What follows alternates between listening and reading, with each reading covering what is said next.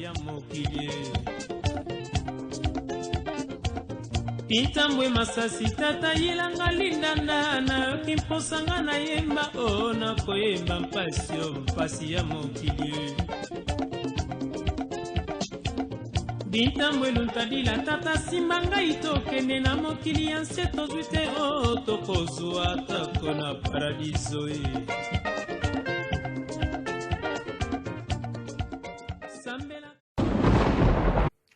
Mbote bandeko bayandaka papa FTM ya Congo Milolo ngai ndeko na bino.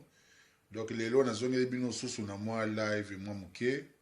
pona ko lobakaka ko dénoncer ba makambo oyo eza koleka na milieu ya ba congolais.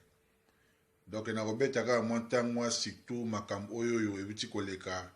na niveau ya Canada ya ndeko na biso artiste musicien Herman Kasongo na ndenge ba bimisi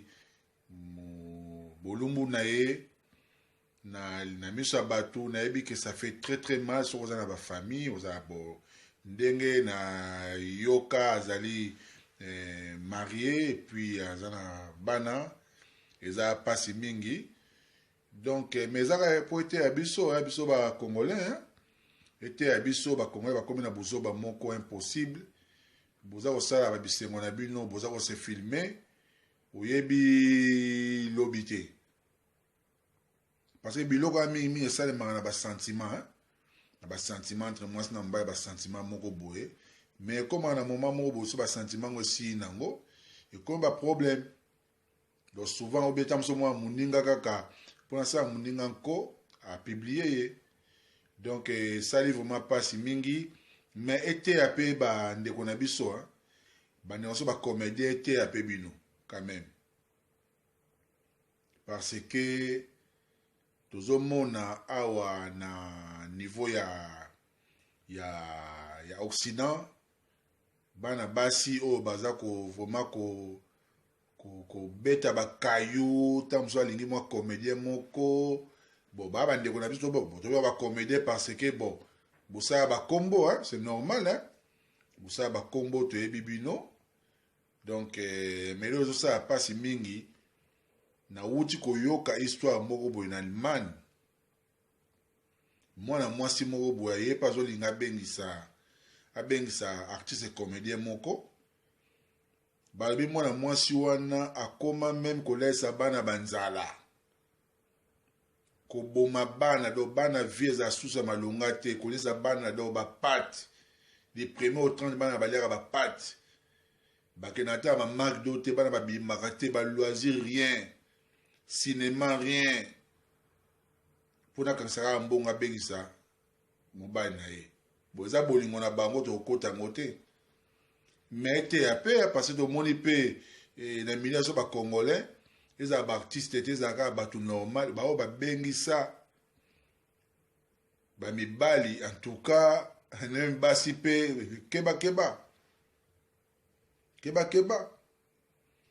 doete abandeko na biso na sir mbalasi mabako bandela ngote congolais alingi buzoba trop makamyo to ya buzoba congolais azana kati tout o ya buzoba tout azana kati so yele makambo ya mboka tali ete buzoba na kati et puis na osenga na baartiste comédien nyonso tout bozala bomoko boyokana botika banungunungu bozalaka nango wana toza biso tu bacongolais botika banungunungu oyo boza nango wana respect ezali mutuel yo yaya okobanga leki mpo obanga yaya mais botika banungunungu bapolémique artiste comédien nyonso tu soki akufi problème ebimaka kaka soki bapoisonné te babwakelaki maladie banini jamais artiste comédien akufa na maladie normale comme tout le monde non car ba problème bozala bomoko boyokana ntango bozana na bomoi bino nyonso fo boyokana bolingana bozala bomoko boyokana ezala te kaka so moko akufi ale bosangani bacotisation banini mais na ba vie réelle bolinganaka te eza bien te eza vraiment bien te donc mpona mokolo lelo nasali bino kaka mwa live wana conseil kaka bandeko ya mibali botika makambo ya kosefilme soki bozala babisengo na bino botika ezobebisa réputation surtout biso bacongolais